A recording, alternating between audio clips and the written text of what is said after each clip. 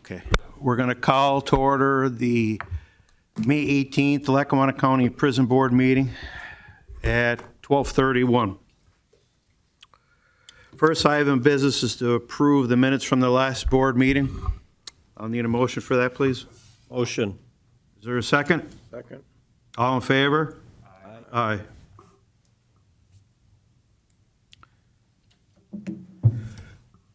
The opportunity for the public to address the board on agenda items only.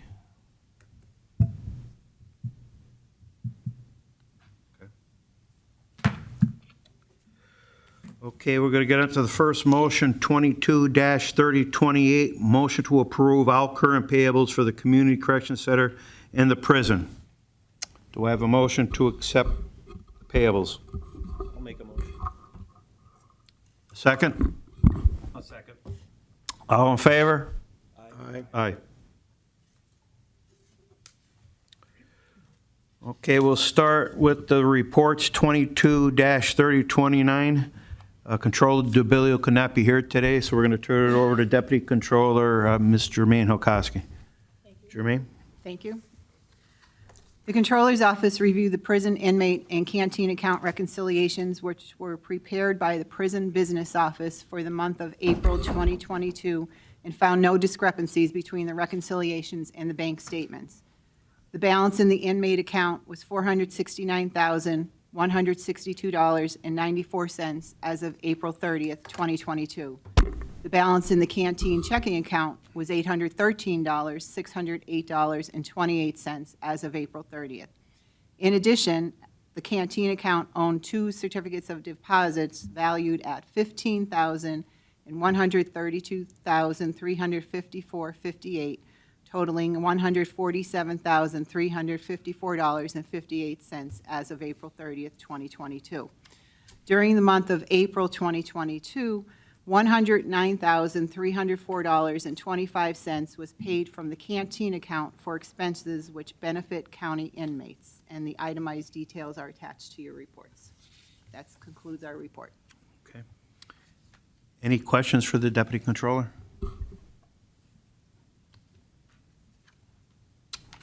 Okay, thank you. You're welcome. Motion to accept the Controller's report. So moved. Second? Second. All in favor? Aye. Okay, Mr. McConaughey, the Community Corrections Center report. Good afternoon. This is the house arrest report for the month of April. Adult house arrest had 178 participants. Juvenile house arrest had 21. Programs revenues, house arrest brought in $60,623.70. Juvenile brought $3,430. Total, $64,053.70.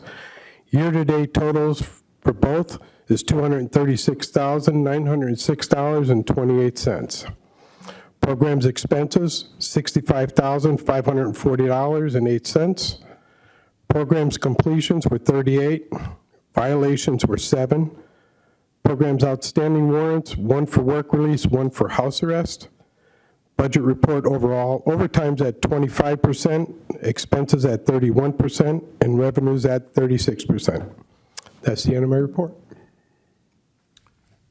Thank you. Any questions for Mr. McConaughey? Okay. Thank you, sir. Good. Have a Motion good to day. approve the Community Corrections Center report. Motion. Second? Second. All in favor? Aye. Next, 22-3031, the Warden's report. Warden Betty?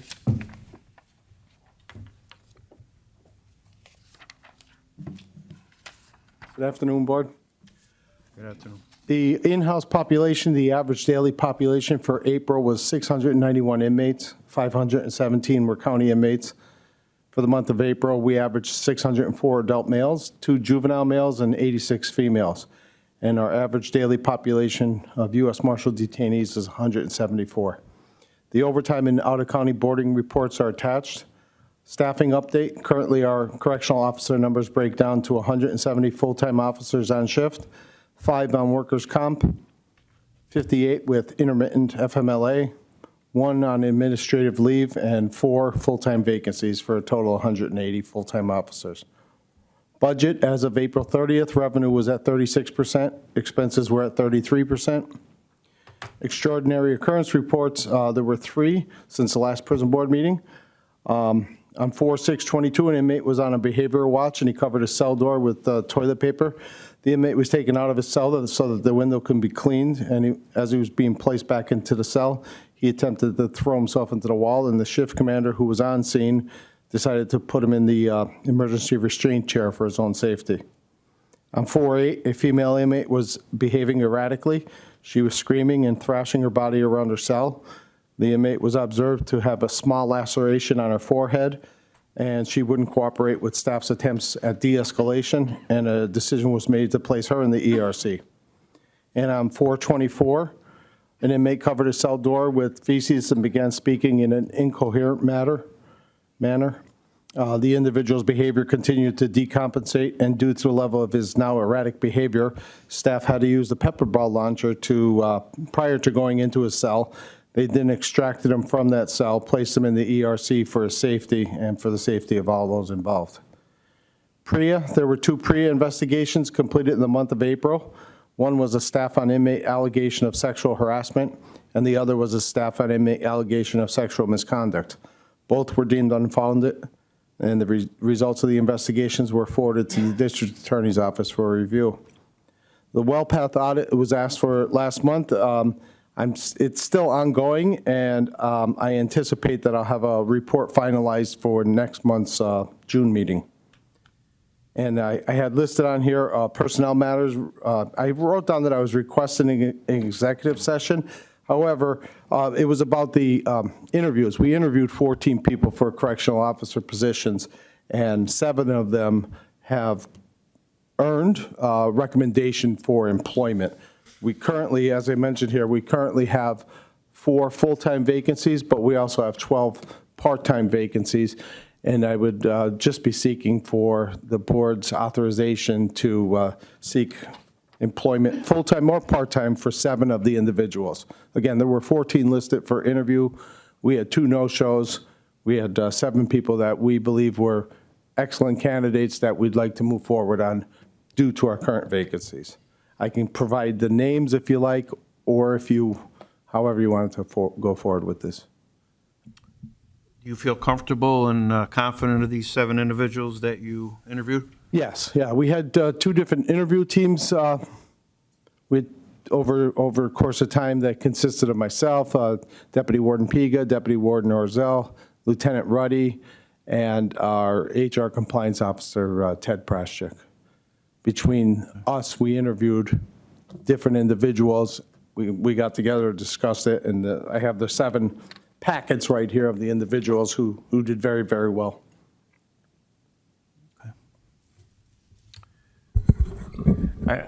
Based on your recommendation, I'm prepared to make a motion to hire the 7 individuals you recommend. I'll I'll second. need a second. I'll second, Sheriff. Thank you. On the question? All in favor? Aye. Aye. I'm going to abstain on the basis that I have no knowledge concerning the experience and capabilities of the individuals being, do you need me to start over? I'm going to abstain on the basis that I have no knowledge regarding the experience, education, or otherwise fitness of these individuals for employment due to the fact that our HR department has not been involved in the process. Okay, so noted. Thank can- And that hire- concludes my report. Okay. Does anybody have any other additional questions for the warden?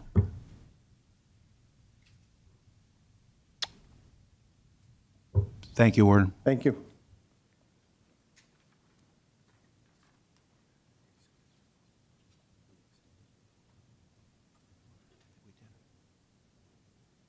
I'm sorry, I think I need a motion to accept Warden Betty's report. Thank you. I'll move for the approval of his report. I need a second. Second. All in favor? Aye. Aye. Okay. Opportunity for the public to address the board. If anybody wishes to address the board, please come up to the podium.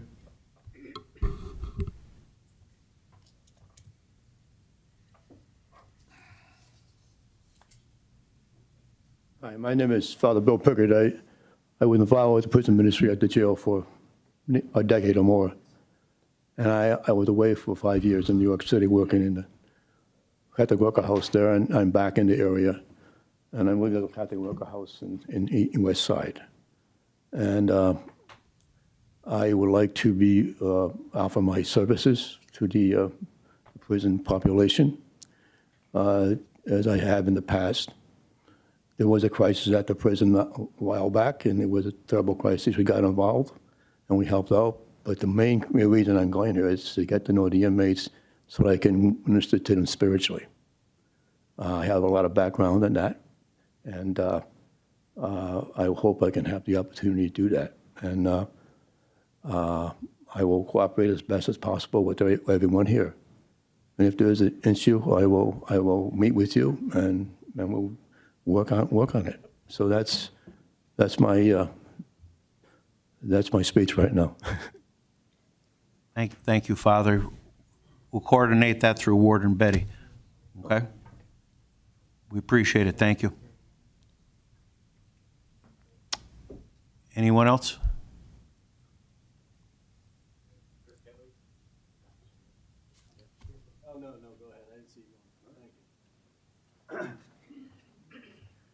Hi, Reverend Doug Postgate, retired clergy in the Lackawanna County area. Hearing Father Pickard's approach, I would ask you to consider that seriously. Given that security is essential and there are 170 full-time corrections officers, but not one full-time person as a chaplain who's certified, I would ask you to very much consider that. For the warden's sake, it was the end of last year, I understood that there was a movement ahead to hire a chaplain, a certified chaplain, and eventually it came to the situation where Jubilee Ministries would offer that gratis. However, my sense is that they are volunteers. Volunteers are essential. I spent half my life trying to coordinate them with the church, and their services are excellent and required, but someone needs to supervise those individuals or help them to do the best that they could possibly do. In a state where the population is around 900 in the facility, it's one of the largest in the state, is it not? And yet there's no full-time chaplain person. Chaplain Charlie Otto, who Father knew, I'm sure, is the reason why I stand before you today. He wanted people to go in and share their gifts, help people to be moved along in their journey in a spiritual manner, as Father Pickard did. And I think that needs to continue. And I put you to task to say, help it to happen. Help it to happen. Thank you for hearing me. I don't believe anybody is going to argue your point here, sir. Warden, do you want to come up and give us an update on the progress being made on this?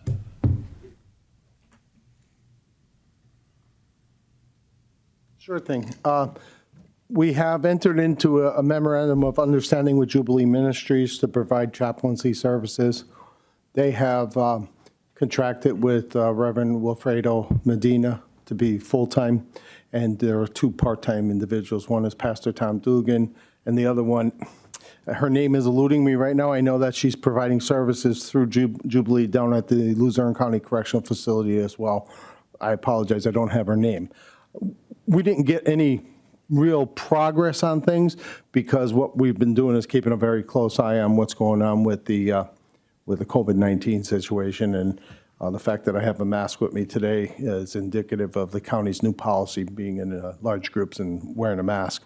We decided to pump the brakes a little bit, but we're still moving forward, just not as at fast a speed as I would like, you would like, Reverend Postgate, Father Pickard, anybody. We all want to get this open, and we all want to get it open as quickly as possible.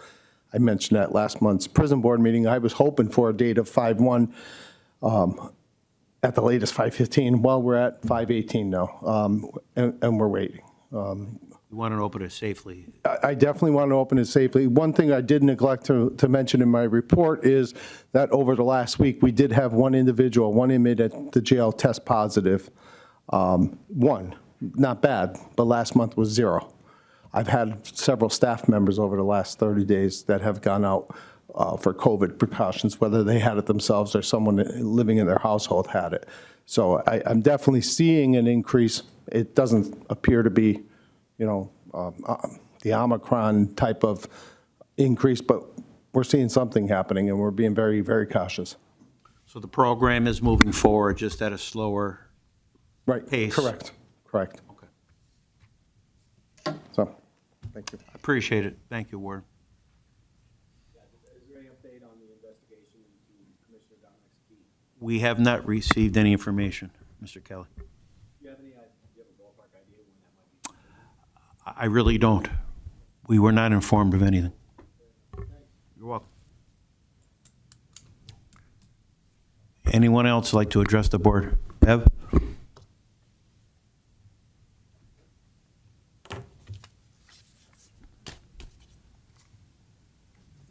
Bev DeBarros from Scranton, and volunteer down at the prison when we can get in.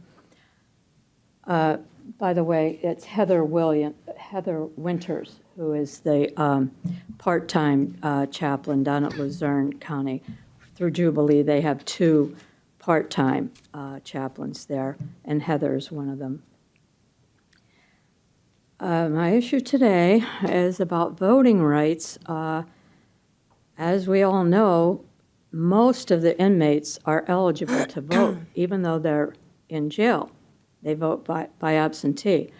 But it's just not provided to them. I mean, they're not shown how they can apply for their application. We just had this past election, but by November, I sure hope that that is in order. Stephanie Bressler had it all organized before COVID. And she has a program. She met with, the warden will remember that. It was all set up for her to go in to teach. The way I understand it, people were informed that they were, could look into this, that they wanted to vote. They would come, and Stephanie would have a class with them. They register not at the jail. That's not their legal residence, but where they're from. And it's just supposed to be, but I don't think it is down there. So I hope that that is one thing that is legal and should go forward. Thank you. Thank you.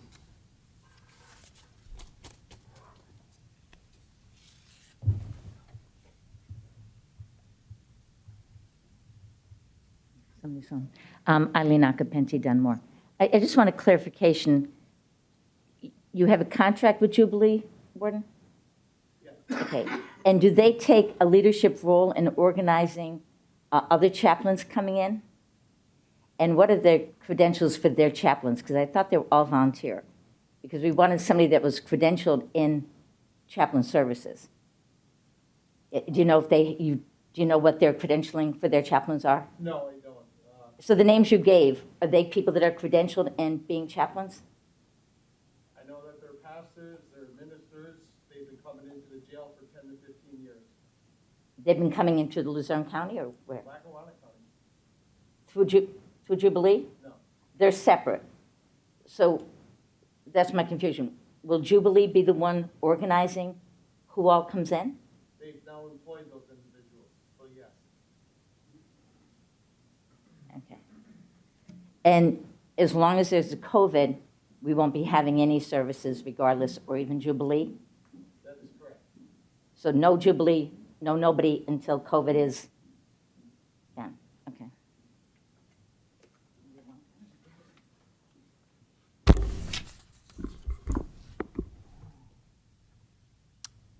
Anyone else?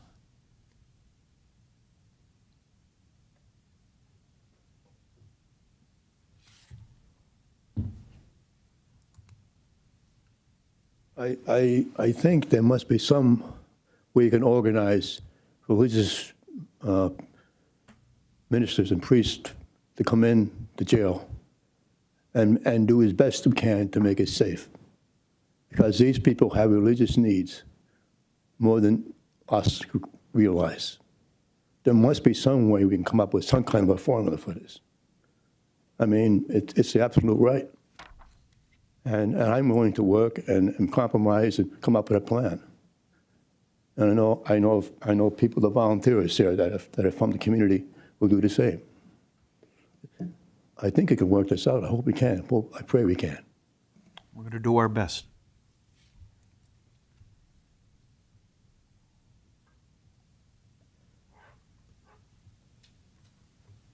Anyone else?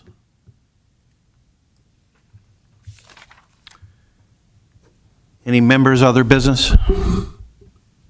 I do. I'd like Dave Soffinelli, if you could please reach out to Jim Salima and find out what the status is of his report. And then also, I had requested an executive session. Judge Gibbons is not here today. I do not think that, in light of what needs to be discussed, that it should wait until June 15th, which is our next hearing. So I'm requesting that we have an executive session upon Judge Gibbons' return, obviously at the convenience of everybody's schedule. So maybe if the people who are we missing? We're missing Judge Gibbons and who else? Gary. So maybe if you guys can send the people who are here, so Mark and Jerry and Chris, send dates between now and the 15th, which is the next hearing, when you're available. And I'll have Shannon reach out to Gary and Judge Gibbons as well and get dates, and then we'll go from there, if that's all right. I'd rather it not be during the meeting or before it, so it's not rushed and we don't keep everybody waiting. So maybe we can have it at some time prior to the 15th if possible. And that's pretty much my only other request. And if you need Jim Salima's number, I have it. Okay. That's fine. Anything else? Motion to adjourn? So moved. Is there a second? Second. All in favor? Aye. Aye. Thank you, everyone.